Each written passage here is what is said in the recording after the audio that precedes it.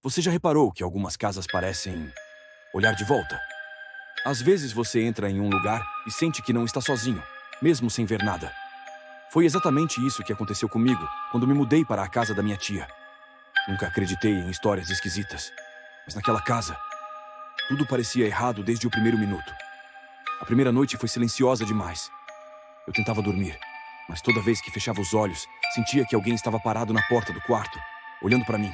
Só uma presença. Pesada. No dia seguinte, as coisas começaram a mudar. Objetos fora do lugar.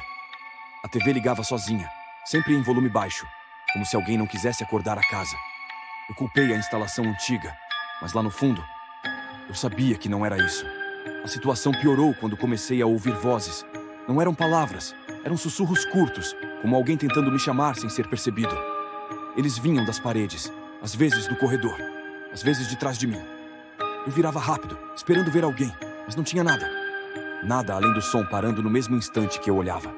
Tentei agir como se fosse estresse, cansaço, qualquer coisa. Mas na terceira noite percebi que não era só eu que estava sendo observado.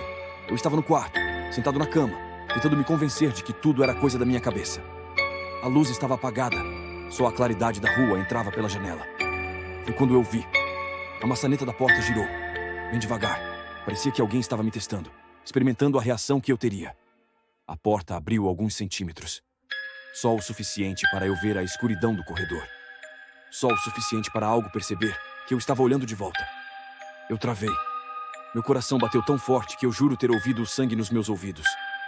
E então, uma mão apareceu. Não era sólida, não era transparente. Era errada.